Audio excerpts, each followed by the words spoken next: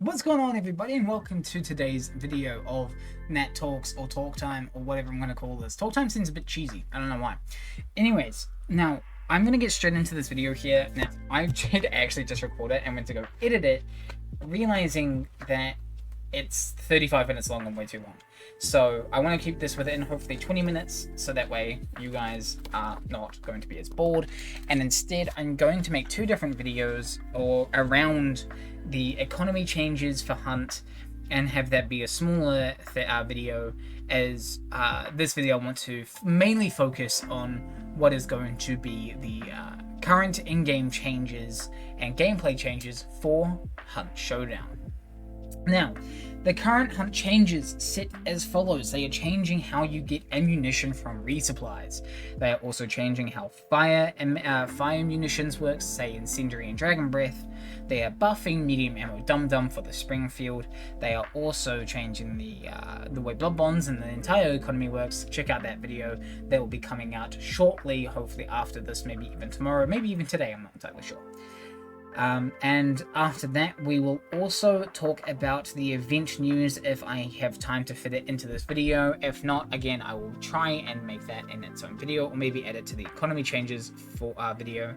I'll probably make it its own video if I can't fit it into this. So, and then we'll go on to my final thoughts of everything, as well as a little bit of channel news that I want to quickly get out now. For those who watch me a lot on Twitch, you would have noticed that we have never had any good follower emotes. We've only ever had sub emotes, and those sub emotes are very subpar to what I would like, because you guys are obviously paying for them. I want them to be very good emotes, so sub emotes yet to come. But I can finally announce we have 5 new emotes on the channel, free for you guys to all use as long as you're following. Now, that's my light. That just disappeared. That's alright. I'm not stressed about that now. Yeah, no, so I'm super stoked. I'm super happy and excited that we got these emotes finally. It's been a long time coming. I've always wanted to try and get emotes for the channel, but at the same time, it's such a daunting thing that... Oopsie.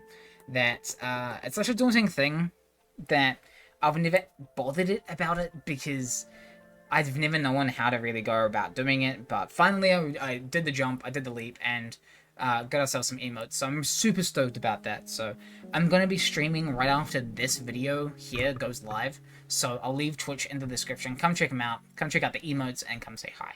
I'd love to see you there. Right, now, ammo resupply. Ammo resupplies work as follows currently in the current patch of Hunt Showdown. You have a massive ammo pool because you go ahead and run the same ammo type. Say you've got long ammo and that's all you have. You have long ammo and 2 of your weapons. Say an uppercut Mosin, or yeah, you've got the same ammo pool. It's not like you've got a small pistol and a M4 or something like that. If you go to a resupply, you'll get a percentage of that ammo respective of that gun. Now, you'll get 25%, say of 10 bullets, you'll get around 3 to 4 bullets. Or that would be like 3. But then there's some guns that have around 5 bullets and then follow that same rule, meaning you'll get 1 bullet per resupply. It's horrible.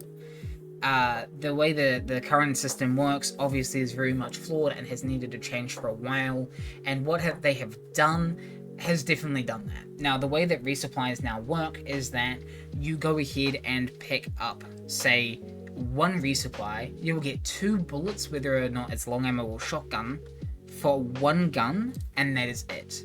So no matter if you have a long ammo pistol and a long ammo rifle, if you've got 1 type of ammo on you currently as you're playing that game, you will only get 2 bullets. You will not get 4 bullets. It is literally 1 refill for 1 of your guns. Unlike whether you get, say, I'm still a bit confused myself because this is brand new news for me. I'm gonna try it out in the live servers on stream today. So if I'm wrong, I'm wrong. If I'm not, I'm not. But as far as I can tell, they're trying to make that more incentive to run different guns with each other and not have the same ammo type. Now, I don't know if, this is the thing I'm confused about, I don't know if you go to that resupply and you get 2 small ammo and 6 medium, as the ammo resupplies now give, maybe it's like 5 medium or something like that. But I think you only get one refill per ammo box, not two. So I don't think it currently does that. So you're really gonna have to pick and choose what you get ammo for. Maybe if you do have different ammo types, it will give you the ammo type for both weapons. I'm not entirely sure. But they are changing it from a percentage base to a fixed base. Go check out the video on. There's a tons of videos out there on what those ammo percentages actually are. We're not gonna go ahead and talk about that just yet. I might do a different update video on that at a later date. But yeah, they're completely changing it from a 25% percentage base to a fixed base where you get 2 long ammo and 2 shotgun rounds from 1 resupply box. So that's that. Now, moving on to fire rounds, to incendiary. I'm going to take some water before I actually start talking. Oh, okay. So, the way fire rounds are now going to work is as follows. They're going to set you on fire with 1 shot as long as you're within that gun's damage drop-off range. So the gun will not set you on fire if the bullet has traveled far enough that the damage drop-off starts to happen. And it's going to be it's a very, very large change. It's going to be putting fire in the meta for sure. And not only that, but it's going to make things really, really spicy. Because the incendiary rounds are no joke. If this is a change that is going to be sticking. Now, say you get shot with sparks with incendiary. The sparks does 149 damage and you have 150 health total, so you are left with 1 HP. You then have the fire you've got to deal with. Now, it's not like you get shot and the second you get shot, the fire ticks away and destroys your health bar. Oh, sorry, destroys the remaining of your health. That means you'd be insta-dead and it'd be a 1-shot weapon. It is not. The incendiary rounds, when you get lit on fire, will start burning your very first health bar, whether that be a 50 or a 25. So, it's going to be very, very spicy. It's going to make people probably start running 50 bars at the start, so that way they can keep their health. That's what I'm going to start doing. I'm probably going to start doing a 50, 25, 25, 50. So that is how that is going to work. Now, obviously, long ammo will have a way bigger bullet drop off than some of the other guns out there.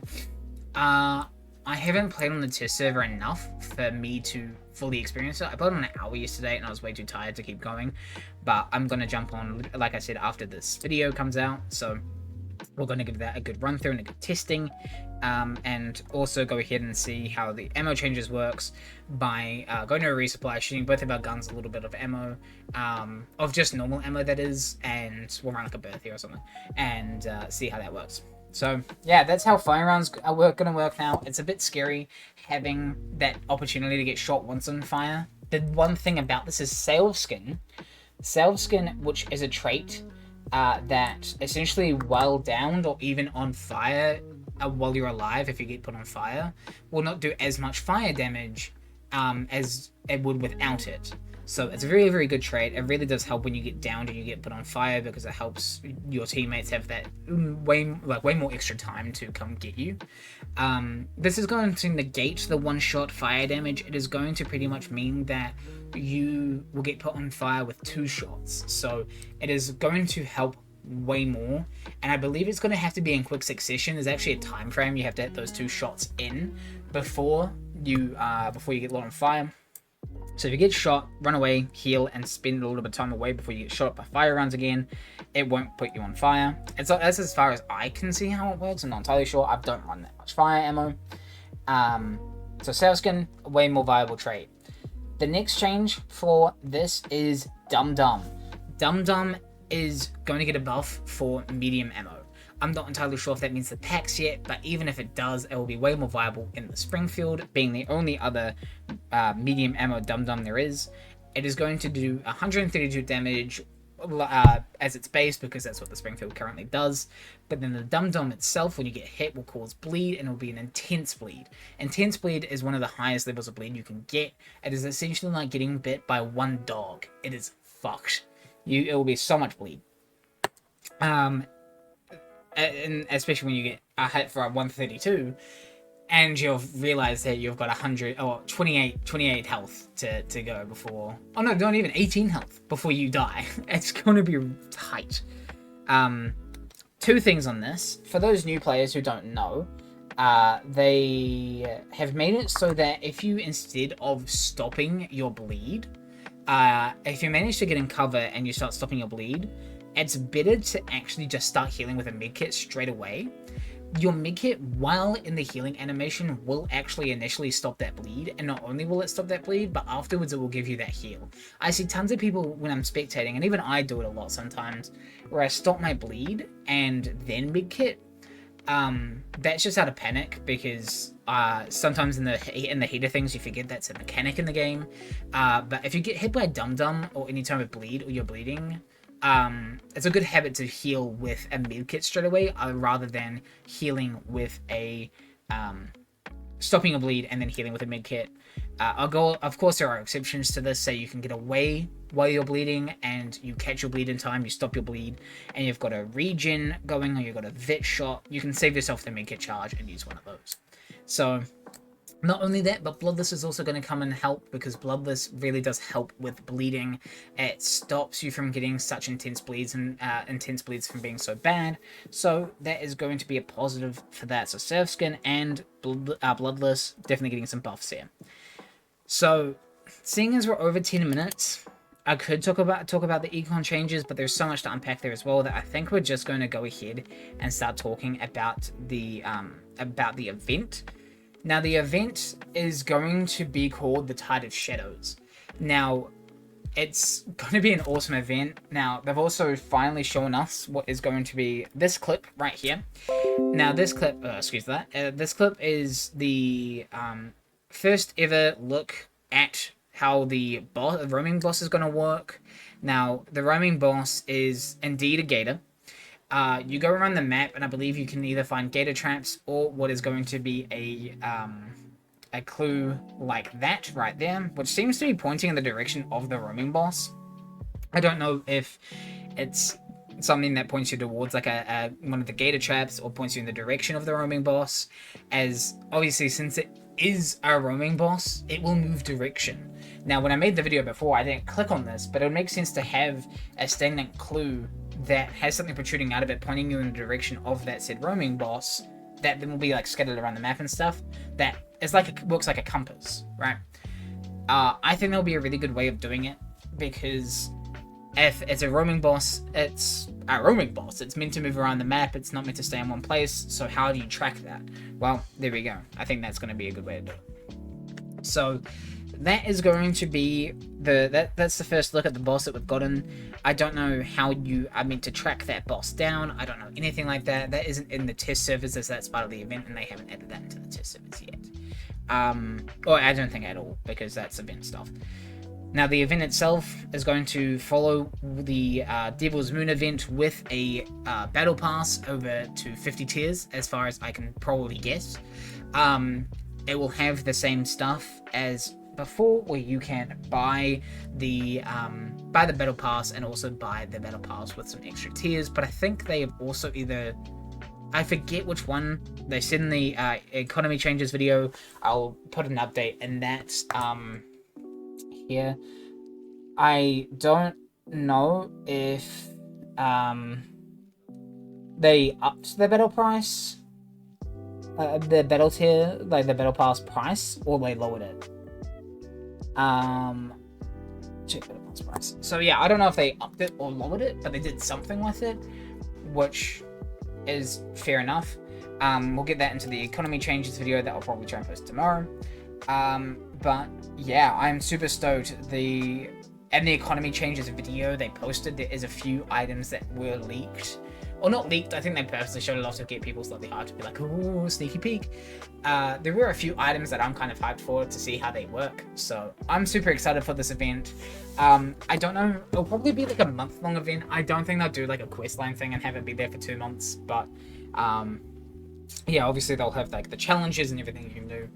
like that. For those home players who were there for the Devil's Moon event and for that quest line, for that battle pass, they'll know all about it. But for those who are new, there will be like challenges and stuff you can do to complete to progress that forwards, or you could simply just play the game and do it that way, or if you want to buy your way through it. So yeah, my final thoughts on all of this are I'm excited as hell. I'm intrigued as hell, and definitely going to spend a lot of a fair few hours today on the test servers to really give everything a thorough test through, like playthrough. We're going to just fuck around with some loadouts and stuff like that, see how things work, see how the ammo works and stuff, and try and get used to that. And yeah, just be aware that people will be running fire and ammo for probably around the first week or two before it dies down, and people stop running it as much, but there's going to be a lot of incendiary ammo around, so keep an eye out. Alright. Oh, thank you guys all so much for watching.